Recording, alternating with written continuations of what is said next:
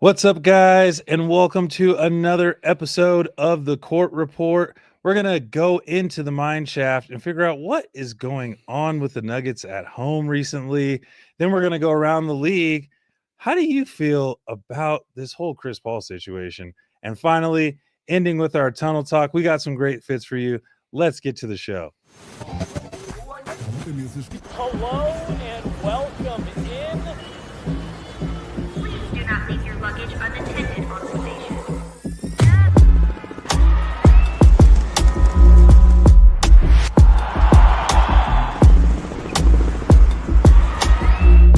Welcome to the show. What's up, man? What's up, man? Welcome to the Court Report. We're back here. How you doing, my man? Oh, good. Had a good holiday and ready to talk some basketball. Yeah, I mean, the holiday was good, but we did have some crazy sports basketball things going on over the holiday. Even though it was a kind of a football weekend, we still had some pretty crazy stuff going on around the league. But let's jump into the mine shaft here and talk about our Nuggets. What's going on with your guys at home, man? Yeah, the Nuggets have a lot going on right now, and as a fan with high hopes for the entrance to the season, it's been tough to watch lately. This is basketball that's all too familiar for the long-term fans of the Nuggets. We've had obviously some great stretches, especially to start the year, but since CB and AG have gone down, it's just a big regression in the team. And so while we have seen some bright lights in Peyton Watson, and even I have to admit Spencer Jones he's figuring out his role, and I wouldn't count him as a negative right now, but there's just a lacking right now with the Nuggets, and we've got to dive into that because it's a lot to talk about. We've got to dive into it because you actually, I like the word that you used right there, lacking. What we're lacking right now is energy. What we're lacking right now is continuity. And I was even saying on the offense end, but you brought it to my attention, it is mostly on the defensive end where we are lacking that continuity. And I think it does have something to do with not having a guy like Aaron Gordon and Christian Brown on the floor. I really think that is part of this energy where, like we talked about a couple weeks ago, the Denver Nuggets have a winning organizational mindset. They're coming in with a championship organizational mindset. And over the last few games at home, we're just not seeing that on the defensive end. And you're absolutely right there. So what are we missing there? What can you see that we can change? This is something that they have just really have to navigate here because we've already seen the ability that's been displayed this season. And there's not enough that can be said about missing pieces like Aaron Gordon, Christian Brown. These are pivotal pieces for the defense, specifically for the starting unit, but it affects the whole team, right? Because now with them out, we have to make adjustments, taking people away from the bench. One of the best quality defenders off the bench is Peyton Watson. He has to start at this point. He plays a very similar role to what Aaron Gordon provides. He's fit very well into that starting lineup. And even Spencer Jones, that's his role, is a defensive player. So now we're missing two key, probably arguably the best defenders off of the bench. Yep. And that's tough to adjust to. And one thing that I really am at least positive and hopeful for is even through all this mess, the Nuggets, as of today, now still maintain the number one offense in the league with the highest efficiency rating in history for an offense. So that is not the issue. No. The offense is at least getting it done. We're seeing over 120 points tonight. If you can score 120 points, you can beat a team. It's about finishing them on the other end and not letting these runs pile up. And I think we're seeing more and more of that. So as much as I don't want to blame Adelman, it starts with him because the adjustments have to be made. They play a zone defense pretty frequently, and it's just not working out, at least with the lineups that they have. We went from a top 5 defensive team now down to about the middle essentially of the defensive end. Like and 14, and it's an extremely important component to winning games. Yeah, absolutely. And I think we heard Adelman say last week in an interview after the game that if I need to play more players, then I'll need to play more players. And I think it is starting to get to that point where you need to kind of stretch out that rotation. We're seeing guys that were bench players, were kind of players that were niche area type of players where you bring them in, they give you minutes, they give you those run where you kind of can supplement them for what they do.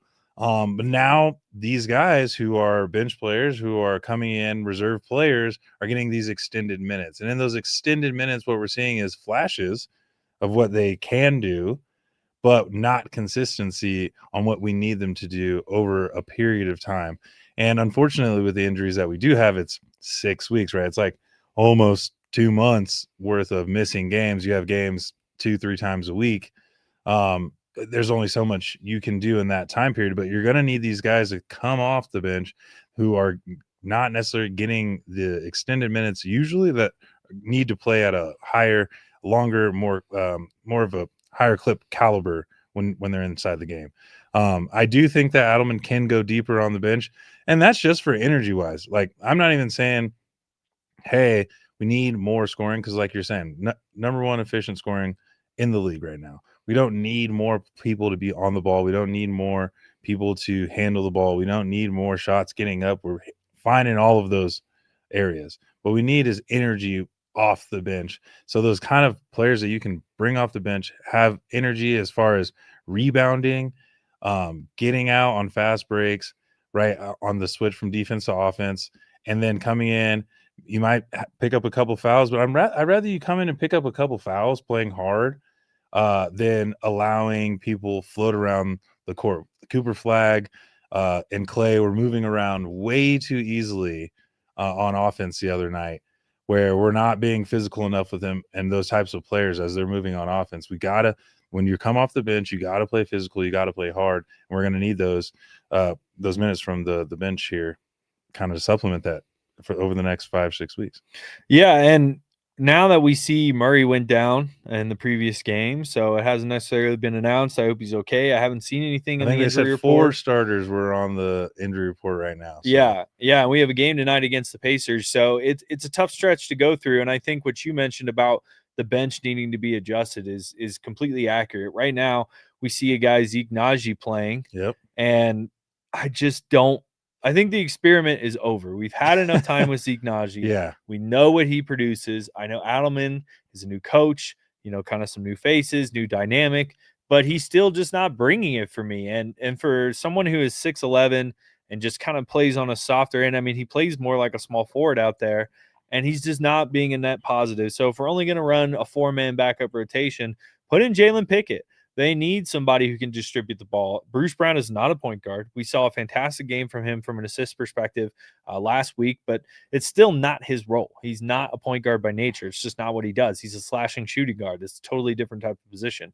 And while you can definitely make passes, that doesn't necessarily mean it's a good way to go from a long-term perspective. I'd rather give Jalen Pickett minutes. This is somebody who was able to get a triple-double pretty frequently in the G League. I mean, we saw that very often from him. And so I think we just need different rotations, different play styles, because we've seen enough to know it's not working. It's been a long enough stretch of games. The Spencer Jones whole experiment has actually worked out. I think that he's looked all right. We'll see how he does from a consistency perspective, but the confidence is there, and he's looking more comfortable in that role. So I think that if they are willing to make some changes, which it needs to happen, maybe potentially getting Deron Holmes in there alongside Pickett, extending it out to a 5-man rotation instead of putting all the defense or the bench pressure on Tim Hardaway Jr. and Bruce Brown, because that's where it's at right now. And Valanciunas, I would love to see him get more aggressive on the offensive end and have more plays drawn up for him. I think the problem with his scoring so far is we're just giving him the ball and expecting him to kind of create something out of it. And that's not his job. His job is open mid-range shots, occasional threes, and paint presence. That's what he does on the offensive side. And it's really hard to get the ball to him underneath the basket if we're not making plays for that. So I'd like to see his scoring get up above 10 points per game and bring in some more defensive presence with Holmes and Pickett. I think that that's just a better overall bench lineup that could serve a more efficient purpose than we've seen on the defensive end. And like you said, bring that hustle, bring that energy, because the Nuggets need it right now. They absolutely do. They absolutely do. And I think you make a good point. With a player like Pickett, he's got to get more minutes, but he's got to understand his role when he's in there. And that is to bring pressure, play defense, and bring energy to the team in a very limited role, right? he's got to understand that. And those other players, you know, that are young and that are being asked to do more, they've just got to kind of take that role on a little bit more, have a little more pride. It was good to see. Well, not good. Well, it was good to see Najee get in. It's bad to see his performance, which I think could be something to look at as we get into this part of the season where, trades start coming up, bringing in new players, bringing in people who might be able to fit the role. That you bring up a good point there, because they might need to bring in some more of that big man size, just energy to go along side with what they have, with Vooch and obviously Jokic, or Valanciunas, sorry.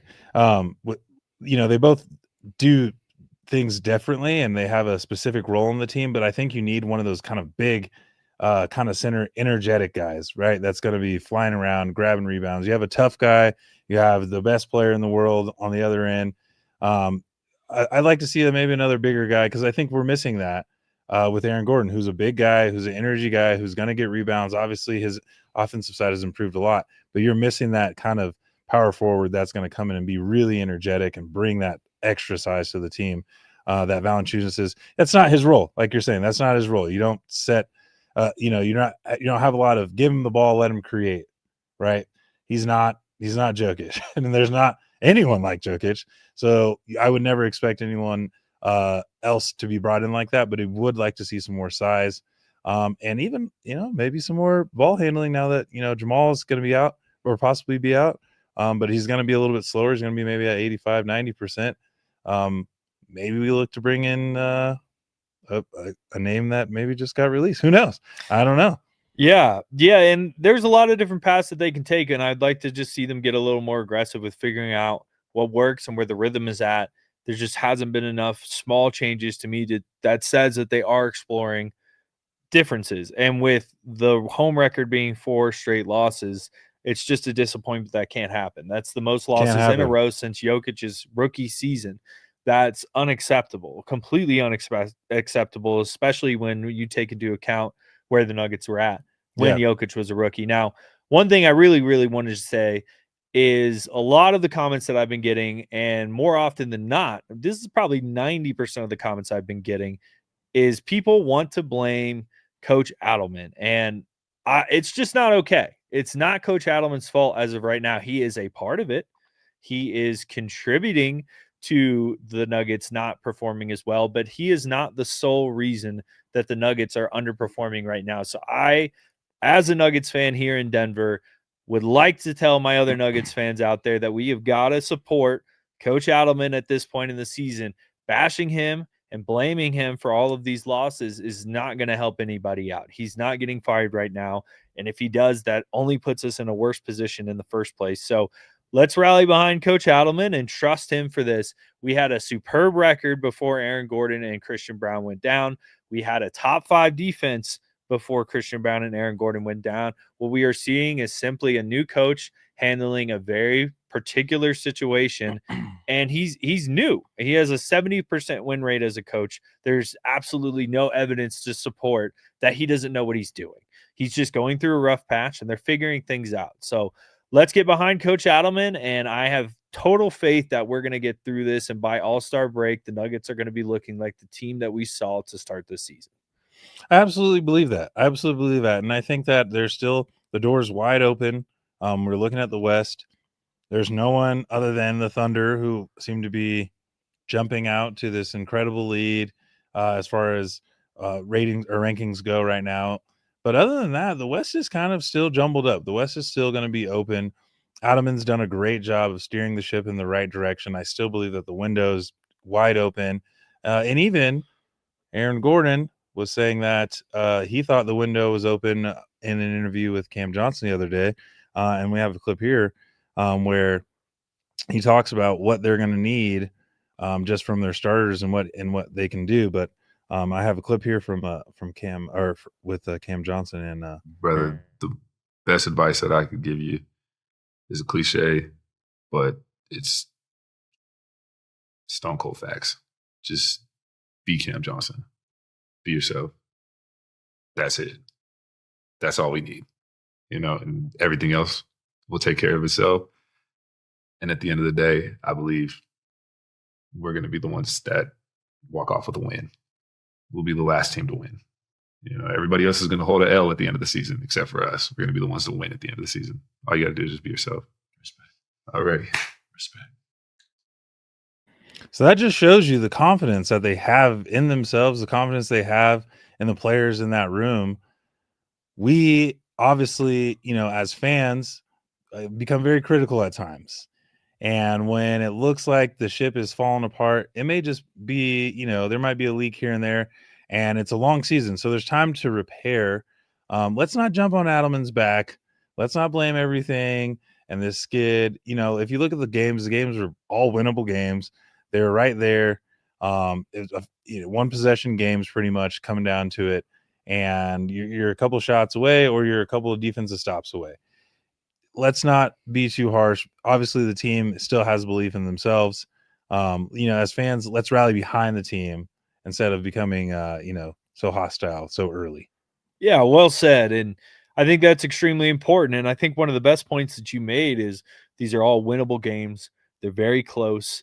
And that just says that it is missteps. It is small mistakes. It is things that the Nuggets can work on. If we look at the depth chart and you examine player by player who is still on the Nuggets as of right now, that is still a high quality top tier team. Any team is, obviously, with Jokic in the roster, but just with the amount of talent, Cam Johnson, I mean, he's had a great stretch of games since Aaron Gordon and Christian Brown have gone down. And while I'd like to see him potentially even elevate higher and maybe hit a 25-point per game clip, I think that it's a really, really good position to be in for the Nuggets. These are just small tweaks that need to happen.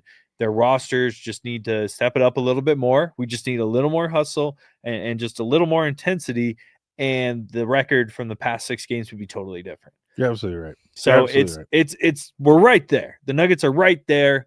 Just have faith. Let them work it out. This is a team that's seen it all, been through it all, and they know what they're doing. They know what they're doing. They know what the goal is. That's not changing. Let's stick behind them. Let's give them the support. And I think that they're going to right this ship. But you have to realize they're a little beat up right now.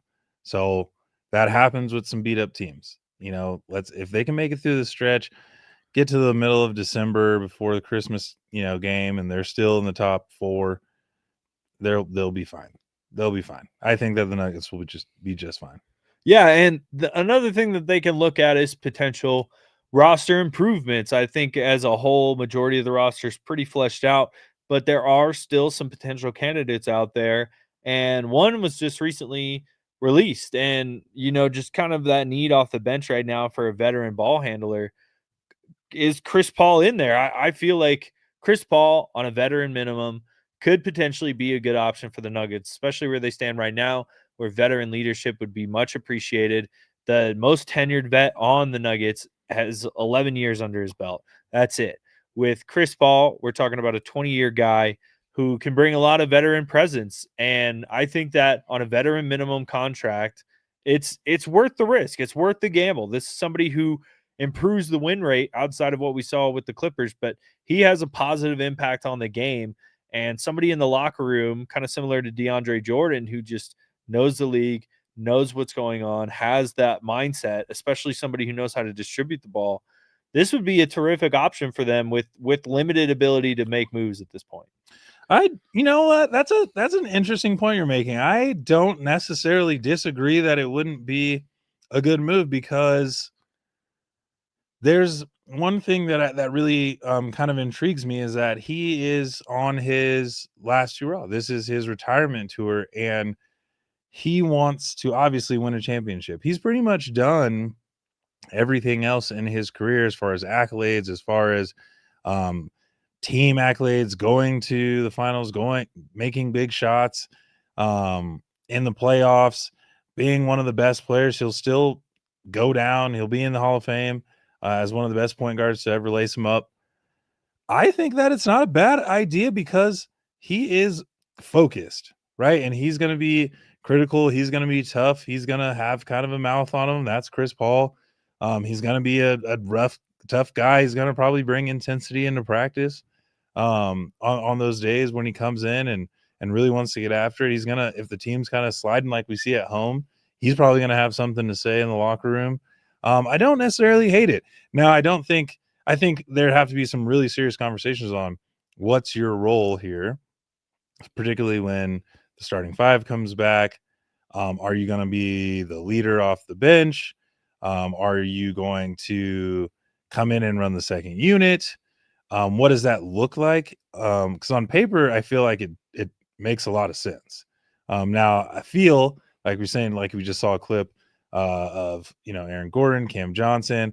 It seems like the team is gelling and has this camaraderie already built within. Does Chris Paul or bringing someone in like that is kind of a bigger personality change any of that up? Yeah, and I think that opens the door for a lot of different questions. And I think it's time now to switch up and head into Around the League, Let's where go we can around the- discuss the bigger picture of the Chris Paul situation.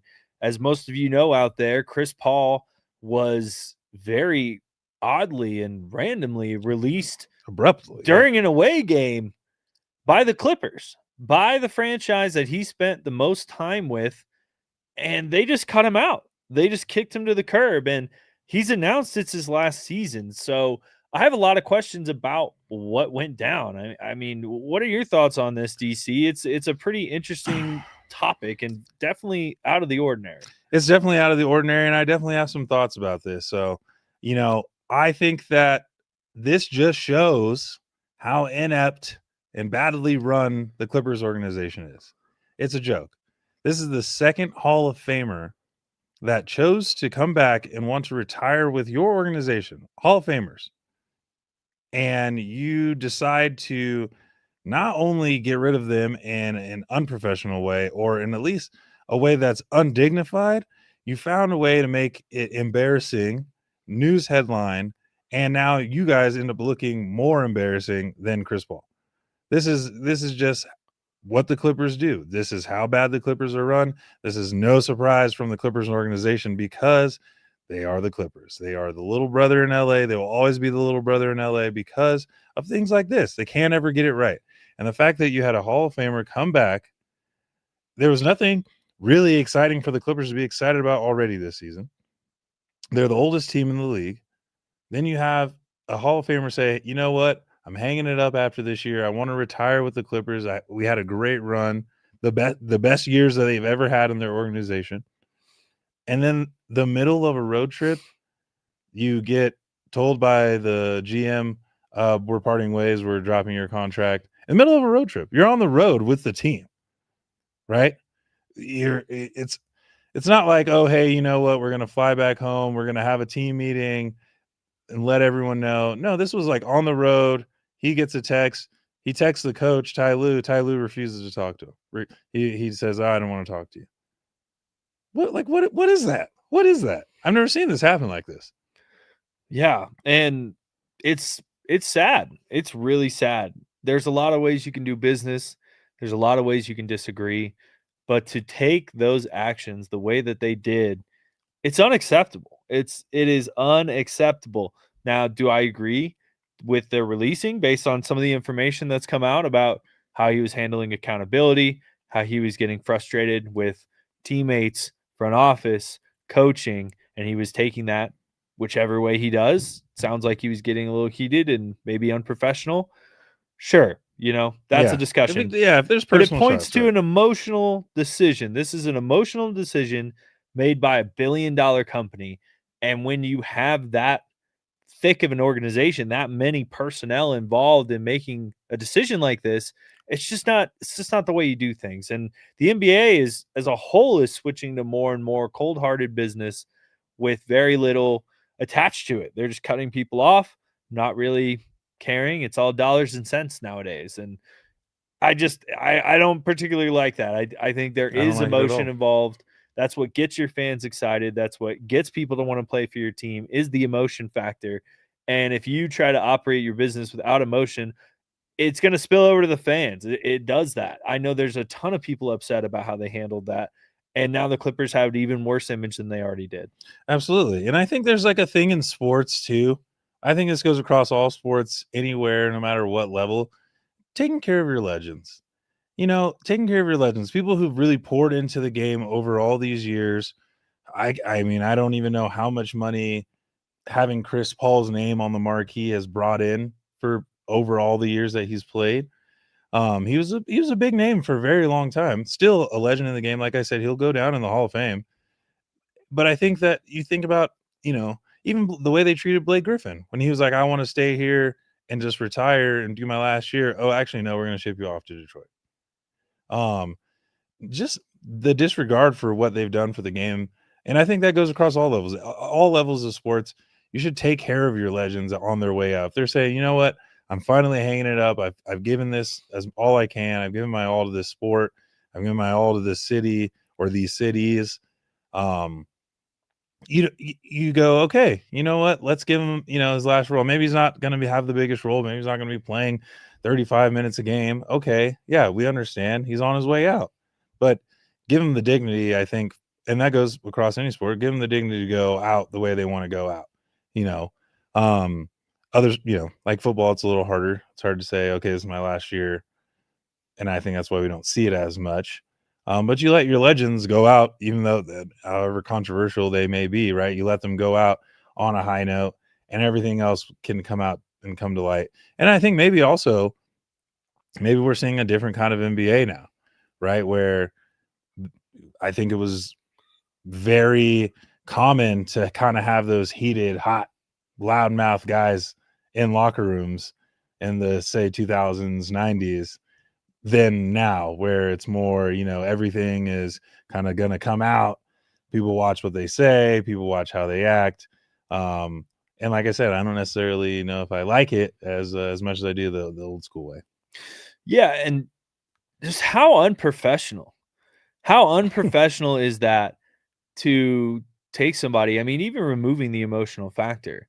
You take Chris Paul. I mean, I don't even know if they did this in person. And it doesn't sound like they call him and they're like, you're done. Who operates a business that way? I mean, what you do especially with somebody who's given so much time to the organization, you wait till they get back, you call them in, you bring him into the office, GM or whoever, you sit him down and you go, Chris, look, team's operating this way. Got a lot of issues to work out. This is what we've seen from you and what you feel like you've been contributing and how you fit in this dynamic so far. And we just don't agree with how that's being handled. We think it's just not a good fit for our organization. We sincerely appreciate all the years you gave us.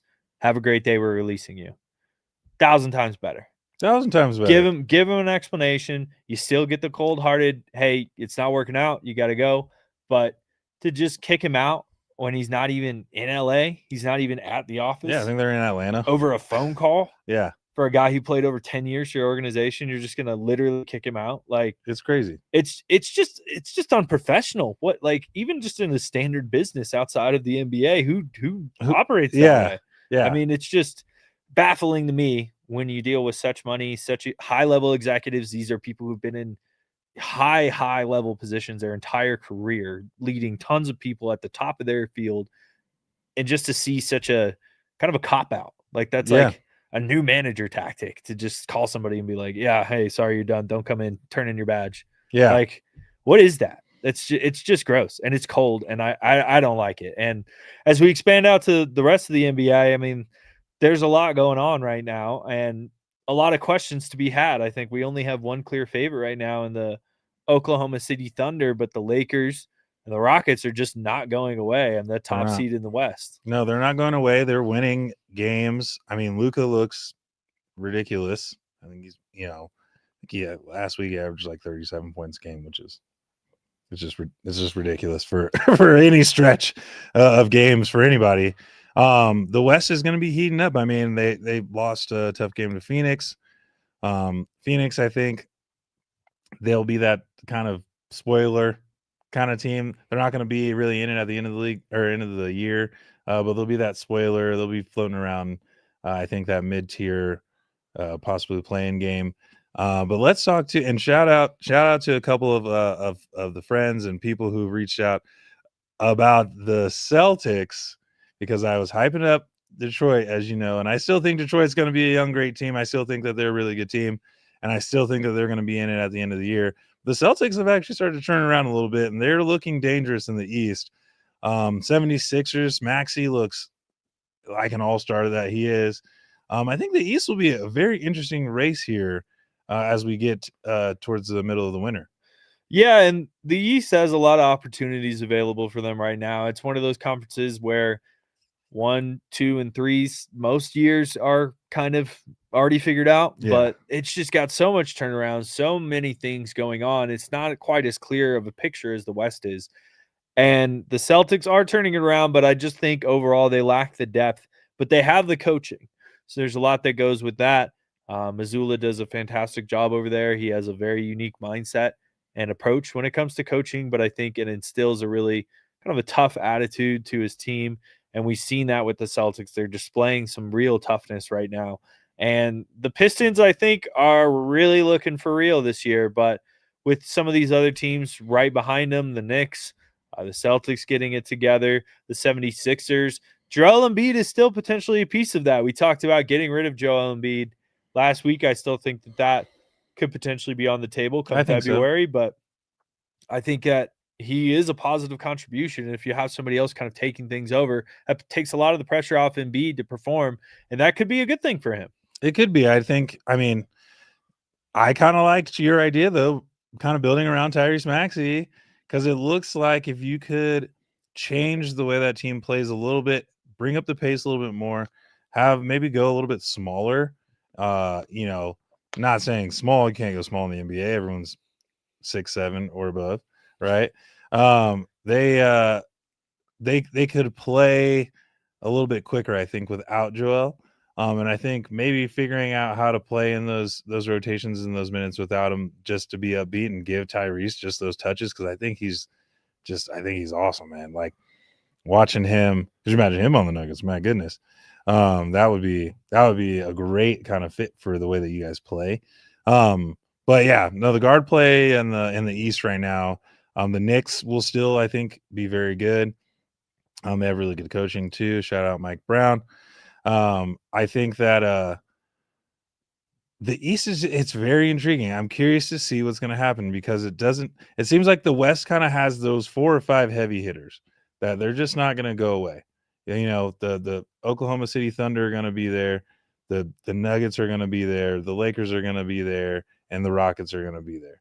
Those are going to be the heavy hitters. After that, it's really just going to kind of come down to who's can stay out of the loss column enough, but it's going to be really, really intriguing. I'm curious to see how this whole NBA Cup kind of turns out, just because they do count against for your total record.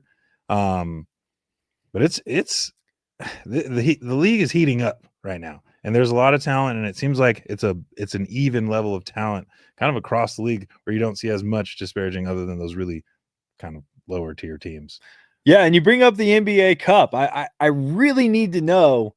I mean, for me, I'll say my piece before we get into yours, but with the NBA Cup, I don't know about it. I don't know if it's working out well. This is the third year it's been going on. I like the court design. I think some of them are definitely better than others. Timberwolves neon green is off-putting. It's terrible. For sure. It's absolutely horrendous. It is really tough to watch games like that. But the in-season tournament as a whole, I just haven't seen enough intensity around it. When it comes up, I just don't really care. I mean, I'm a big-time NBA fan, and it just does not strike me as important. The biggest thing is it's a payday for the players, which I love, especially for those bench guys, where that's a big difference for their paycheck, almost an entire year salary addition for an NBA. So that's great. It's great for the young guys. I just don't feel the dynamic that they're trying to incorporate, similar to what they're coming off the soccer leagues who did that. Right. I love the idea. I like that they're trying stuff. I think it's time to give up on the season cup idea. I like it. I like it. I like that it's something else. I just wish that I like that it's an in-season thing. I like that it's an in-season tournament. I like that it involves all the teams. I don't like the courts whatsoever. I hate the courts. I don't think you need a new court for these games. I think that part is a little too much. Maybe if in the actual Las Vegas tournament, okay, change the court, whoop-de-doo, that's all fun. But I do like that it's another prize. I just wish that the reward was greater or better or made more sense. Make the coach, and I saw Dwayne Wade talking about this, maybe moving All-Star to more of a Pro Bowl type, so it's at the end of the year. And and then you get the Cup coach, he gets to coach that team. Maybe those players get an even bigger reward at the end of the season if you make both, if you make the Pro Bowl in basketball and in your Emirates Cup winner or something like that. I don't know, but they need to make the reward better, because I think right now is like, okay, for the maxed out players, they're just kind of like, okay, it's a couple $100,000 for me. It's a regular season It'll go to my it'll go to my kids or something. I don't know. But then you see at the bottom of the bench, or the last part of the bench, they're like, yeah, I'm excited to make that money. I think the coaches also win money too, so I don't think that they're upset about that. I like it though. I do like the idea. I just think it needs to be streamlined and it needs to be more rewarding. It needs to make more sense. Give them home court advantage. Yeah. Give them home court advantage throughout the playoffs, all the way to the finals. Everyone's like, well, what if a bottom team wins? Then they don't get home court advantage. Yeah. Then they don't go to the playoffs. I think that's an easy open and shut. If you offer home court advantage, what do you think teams are going to do when season cup games come up? Do you think those are going to be easy games? No, they're going to play really hard. They're going to go crazy. Yeah. They're going to fight like it is the playoffs right now. Yeah. And if we want to get that intensity up, which is what they're trying to do, they're trying to market a fun, exciting game. Let's do that. Yeah. Let's make it worth something. Let's make it exciting. It's not exciting without stakes. It's just one of 82 games out of the season. So I think amp up the stakes, and we'll see a huge change.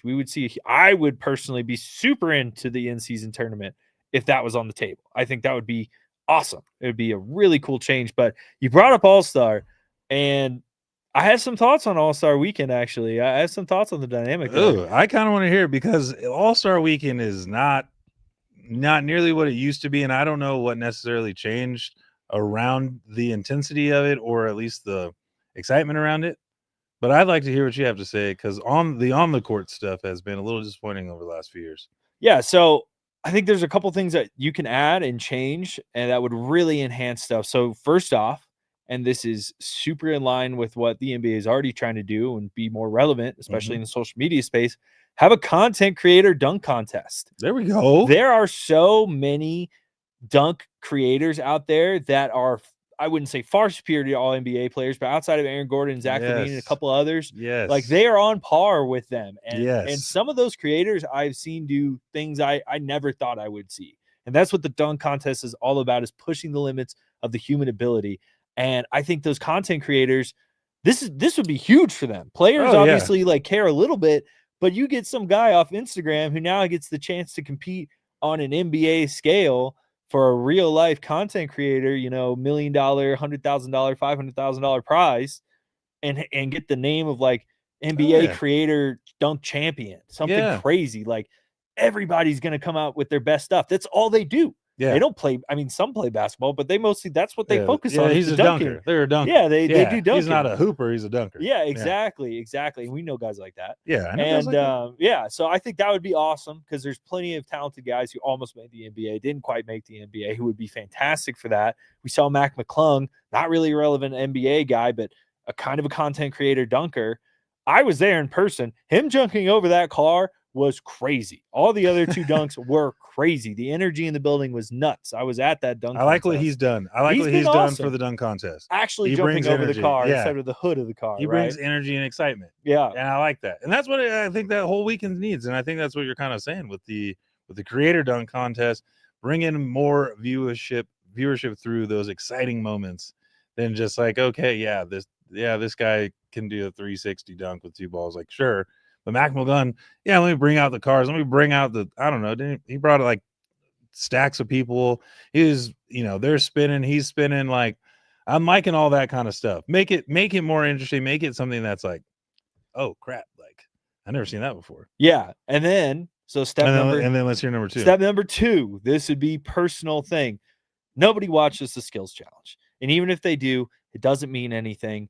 Chris Paul and Wemby, unfortunately, kind of proved that with their attempts. Now, granted, they were disqualified, whatever you want to call it, but it was a game. It wasn't fun. It didn't mean anything. It wasn't like, oh, those are the most skilled players. It's not very exciting either. It's just not exciting. Again, no stakes, no competition. The title means nothing. So scrap it and replace it with a true skill challenge, which would be a 1v1 tournament. Let's go. To be who is the best hooper in the league? Who is the best player? 5-on-5 is a completely different game from 1-on-1, especially at the NBA level. Who has all of the skills? Because that's what 1-on-1 is. You don't have your buddy playing help defense. You got to play defense. Yep. You don't have your buddy to create the play, handle the ball. Yep. Who is the best overall hooper in the league? And as a fan, I'd be glued to the screen watching Kevin Durant and LeBron James go 1v1 and duke it out to see who's the best player. Now, obviously, we'd have to have people participate, but I think if you build enough hype around that, hoopers are going to want to go at each other. These guys love basketball. They're going to want to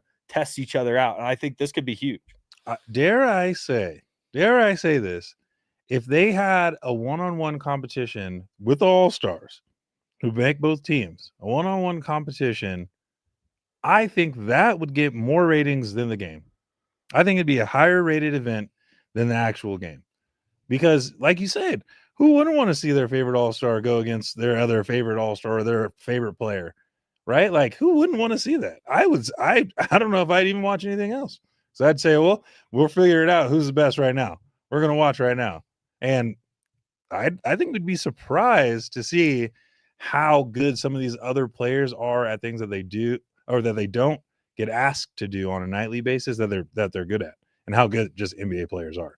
Yeah, watching a center and a shooting guard duke it out, like that would be really cool to see. Like, okay, is a guard better than the center at basketball? At the actual just essence one-on-one of playing basketball. You've got no help. You've got nobody else. Can you get it done? And like, I think I would be the one to watch that for sure. Yeah. And then, maybe the all-stars don't do it right away. Bring in the dogs. Bring them in. Bring in the guys who are like hooping, but just aren't quite all-stars. Murray versus Dylan Brooks. You got Canada. Shea versus Jokic. Like, there's all kinds of these crazy matchups. International one-on-one. Like, imagine how many people would watch Shea versus Jokic. It would never happen. Jokic would never say yes. But just picture that. We get to see the last 2 MVPs, literally no excuses, no other problems, this or that. It's just them versus the other. 3 dribble, king of the court style. Like, I'm getting excited. I feel like, where's Adam Silver? Can we call him up? Who's got his number? Who's got his number? John, do you have Adam's go number? Ahead, send us his number from out there, guys. Let's get him on the phone right now. In the comments, yeah. Oh, actually, okay, it went to voicemail. Yeah, sorry. Unfortunately. Yeah. That's okay. Well, we'll get him next time. Speaking of friend of the show, Dylan Brooks, maybe we can get into some tunnel talk here. I think it's about time for some tunnel talk. I got something for you. Since we're talking about our boy, let's take a look at our first look here. Last week's dog of the week. Oh God. Oh man. This is Dylan Brooks. This is Dylan Brooks on his way into the game. Unfortunately, before they beat up on the Lakers, but this is the sherbet, the melted sherbet cone. This is a melted sherbet cone look. Well, he's a dog for what he did on the court. What do you think about this way? I have some thoughts. I've got definitely a lot of thoughts. I think he's looking for some attention. He's looking for something. I mean, that's kind of what that's screaming to me is like, looking for an ice cream. Check out me and whatever. That's a lot of different colors there. I mean, we got like almost a tie-dye or like a melted snow cone, or I don't really know. And then the hood's up, and then we've got, again, with kind of the long socks and just plain white shoes. And this looks just like some dude off Colfax, if I have to be honest. Like, that just looks like one of those fits you find off Amazon. It's like, well, it matches. It does look like he's headed into his first music festival of the year. Headed to Red Rocks. Yeah, he's headed to Red Rocks more than he's headed in to go play an NBA game.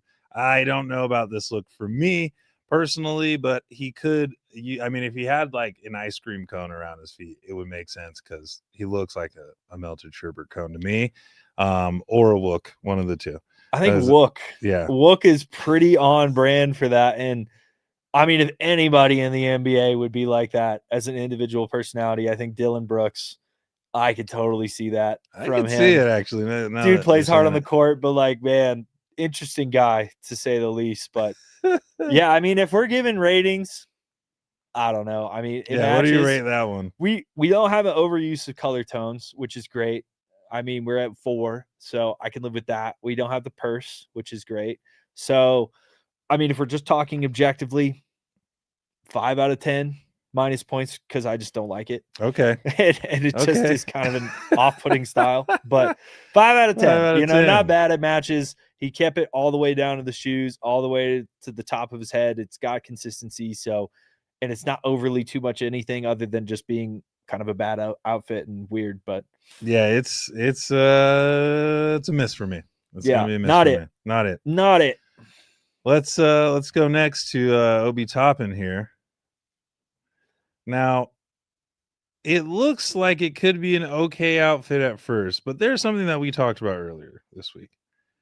What is up with the dirty jean look? Why do they look brown and dirty on them? What is this? What is this part of fashion? So I do have an answer for that. Okay. So it is the obsession with vintage, which I appreciate. I'm quite literally wearing. This is all vintage 2008. That's not brown. It's not brown. It's not ugly. I'm just saying it's vintage. Vintage is very in right now. People love vintage. So even when it's new, they get those stains and those scuffs and the cuts and all that stuff. Now, I definitely agree with what you're saying here. Like just taking a look at it, if we, the hair, that's a personal choice. But the rest of the fit, it looks, okay. it doesn't look No, it bad. doesn't look But bad. then you start to kind of zoom in and you're like, oh, you're wearing double wide boot cuts. And is that a pocket on one of those by the bottom of your leg, which is a weird thing I've started to see pop up. And then you've got a chain on your wallet. Especially for like a NBA player, you can't reach that pocket. Yeah, especially for an NBA guy. And this dude looks like he's about to do like some sort of Christian rock concert, maybe like one of those pretend badass Christian rock guys. He's headed out for his first set. of the Yeah, night. he's like, look I'm a bad boy, but I love God. Like that's kind of the vibe I'm getting from this outfit. Is like he's the dark angel kind of look. Oh, I mean, the look itself is okay. I just don't like the dirty jean. Like, who would be like, okay, I got all this brown on these black jeans. Like, let me put these on, unless they were literally for the fashionable look of vintage. But then, like, even if it's vintage, you could wash it. It could be clean vintage. So I just don't understand the dirty jeans. We talked about this dirty jeans look earlier. So I just wanted to bring this one up so everyone else knows. We don't like the dirty jeans. Yeah, We don't like the dirty jeans. I would say a couple of different changes I'd wear that fit. So we're close. But the dirty jeans thing, that's a no for me. Like you said, wash your stuff. Or just get real vintage. We don't even need the weird color stains. Just buy vintage clothing. It's out there.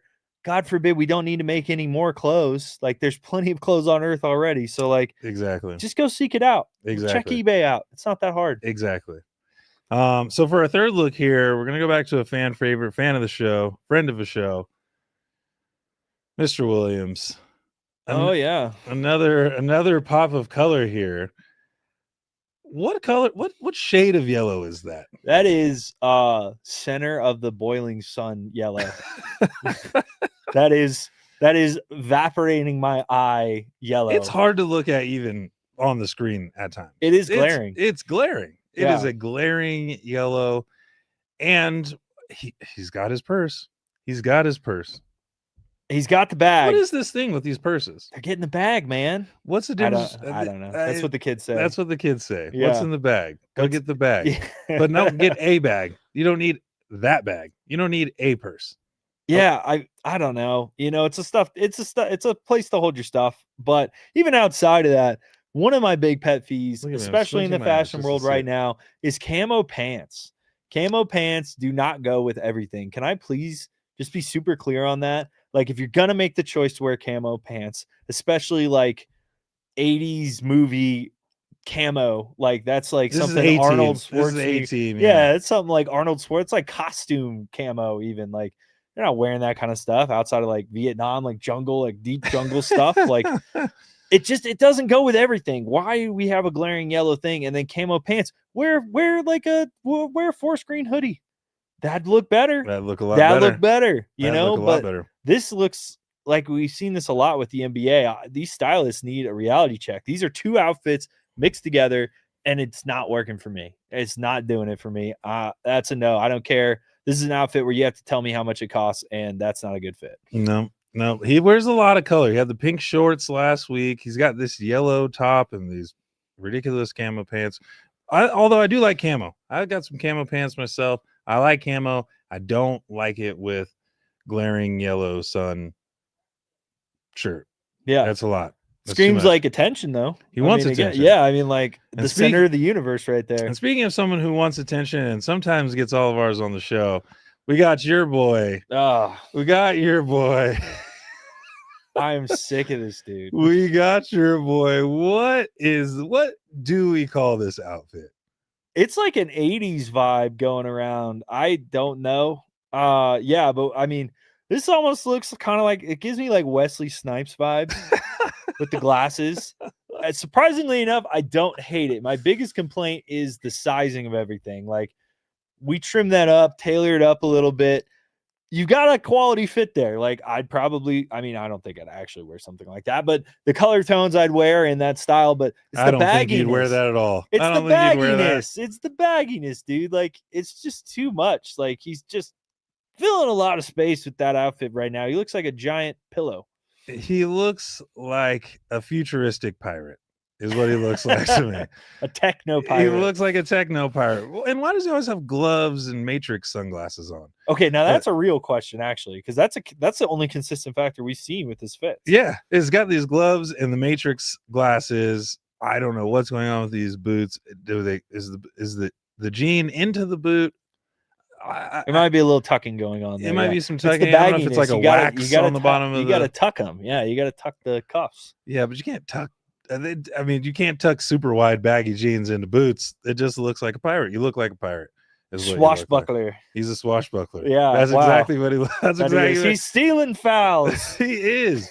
And my goodness, does he steal them? I mean, it is starting to get ridiculous. I've Yeah. seen some of these videos of him training his balance and core, only to be flown away like a leaf at every touch of a foul. Well, that's all the gymnast training that goes into having such well choreographed flopping. Now, Yeah, if you really look behind the scenes, he does practice a lot of these flailing motions. So, I mean, it would make sense that we'd see such a theatrical fit from him because it's just a good representation of just the personality of just doing a lot. yeah. I'm just doing a lot right here. We're doing and a lot right now. really wanting to be the center of the attention. And I think that's kind of the Thunder's whole thing. They're really owning being first in the league right now. And I think Shea's trying to get his own. League Fits really backs him, man. League Fits really League likes Fits, it. It does like him, and it I don't supports know. him. Shout out League Fits. We support you. Do like me some League Fits, but I don't know. I'm not a big fan of the Shea vibe. I think that's kind of like something Arnold Schwarzenegger might have worn in the Terminator. Maybe it's the glasses for me. It's the glasses then and the the gloves. gloves. And the yeah, gloves. kind of like a robot Yeah. kind of looking vibe. It's a weird. It's like it's a weird it's touch. like out of cyberpunk. Yeah, it's a weird touch. I don't know. But all I do know Got it. is that we'll be watching his fits all year long. Thanks to League Fits. So we appreciate you. We'll be keeping track of him because I know that is that's a hot topic for you. That's your guy. Yeah, League Fits, get us on. Yeah. Hey, we'll talk about some fashion. I don't mind Let's go. embarrassing That's what I'm talking myself for several times, but is that all the tunnel talk we about. That got was for the this 4 week? tunnel Huh? talks that we had this week. I think 4 looks for us is really good. Yeah, 4 yeah. looks is a solid way to get it. No, out, and so. I think before we close things up, I mean, maybe we talk a little bit about the fits we've got on. We've got kind of a bit of a different dynamic. But Yeah, you're looking you know. pretty festive over Yeah, there. so it's snowing here for you non Colorado people. It's snowing here, so I got my snow. My guy's skiing on the snow today, so I figured this is fitting. And shout out to Charlie's Tees and T-shirts. Go get your clothes and your hats and your Colorado gear from there. We gotta love it. Got the Nike fits on, Nike shoes always, but 361, waiting for some more shoes. We'll get them on the show and we'll rock them when we get them. So appreciate the love already, though. Yeah. So let's check out your fit here. Yeah. Well, right now we've got the authentic 2008 Western Conference All-Star fit going on here. This is Allen Iverson. So this is a hat from 2008 along with an authentic jersey. I really like these older West style. Now, there are some Nuggets fans out there who are going to recognize how much this looks like one of their most OG jersey fonts. So this is one of the reasons why I really liked it. This is back when they still were putting like patches of the other team on the back. Just a lot of cool design. And then if we zoom out here, you can see that I'm wearing these Jordan 1s that really showcase that nice red color of the Western Conference teams. So I really like the dynamic of this outfit because you get a good match all the way through, but you're also still able to sport some vintage and get a cool like modern look with it as well. Yeah, absolutely. You're looking good. I like the shoes a lot. Really like those. Like the jersey a lot. I'm still collecting. It's gonna take a while to catch up. Yeah. But Those of you at home are gonna have to count until I repeat an outfit. That'll be a challenge for you all. We'll see how long it's gonna take me. yeah, it's gonna take a while. So I'm thinking like 50 episodes before I got to repeat a fit. that's good. I'm gonna see how long it takes for me. I gotta look. We'll Yeah. see. Well, I have Well. to see. We're out of time though for today. We are out of time for today. We appreciate you guys checking in. We'll see you guys next week, 3 p.m. on Gorilla Sports. Thanks for watching the show. Have a good weekend.